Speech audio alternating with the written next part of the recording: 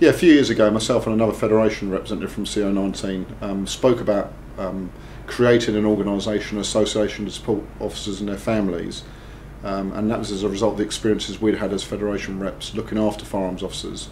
And firearms within the police family is quite a niche part of policing, and they are volunteers obviously, and we thought it'd be a good idea to add in additional support for the officers using their peers, using our experience, and using the families to support each other really, and creating an organisation that went that little bit step further to supporting them and their families.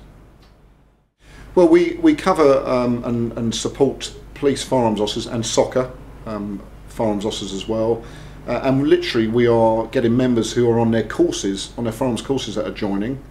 Hopefully they're all successful, but they join when they're on their training courses now, and we cover any rank. We're not rank specific whatsoever. In fact, our most senior rank is an assistant commissioner, and we have many superintendent ranks as well. But we cover anybody involved in firearms operations. That includes post-incident managers, tactical advisors, operational, tactical and strategic firearms commanders. Anyone involved in the firearms family, as we like to call it, we will support them and their families.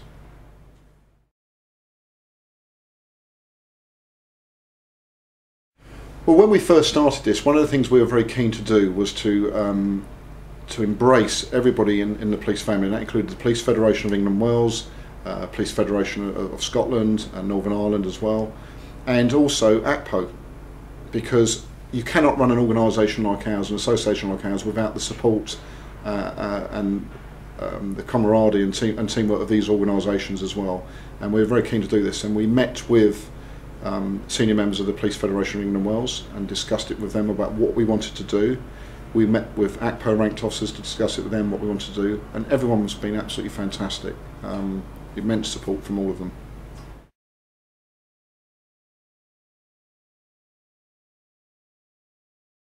Well, I think one of the things I would like to say before I give those examples is we've been absolutely astounded by the support we've got, but also amazed at the different things that happen to people. And even as a Federation representative, I've seen a lot of officers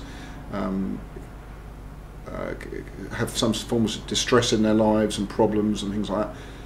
That's just the tip of the iceberg for us. The PFOA, we've suddenly realised that all these people outside the Met, as I obviously where I serve, there's so many people out there with so many different problems, and we're able to assist people with whatever problem they got, which is a fantastic feeling for us, and we get a real buzz out of helping people.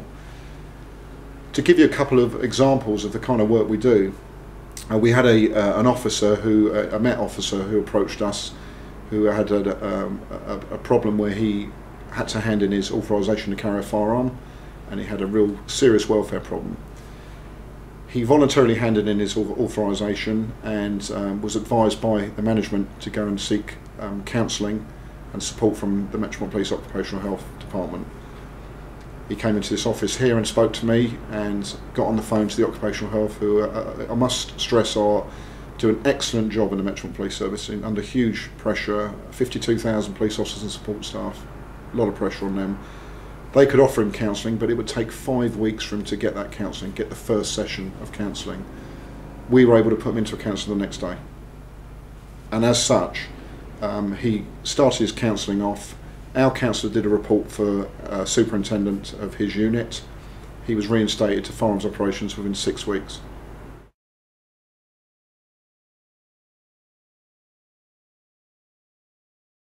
Well, it's strange actually. We've just changed our one of our leaflets we give out, to say that it's not just a shooting that can change your life, because what we've realised is the shooting element of the Police Firearms Association support is minute. It's very small, because thankfully we don't have that many police shootings in the United Kingdom. But what is apparent is all the other problems that people have, and that is what we're finding, is that people have their children have been ill, their spouses have been ill. They've been affected by something that's happened earlier in their lifetime, and that's resulted in them being taken off firearms operational duty, all sorts of problems, and it's incredible and quite humbling when they come to us to get support and we can help them out. And of course what it is doing is enabling the forces to get their officers back to work quicker, because that's very important to them as well, and for the public. that they see value for money, and then we get the officers back to work, and that's what we're trying to achieve.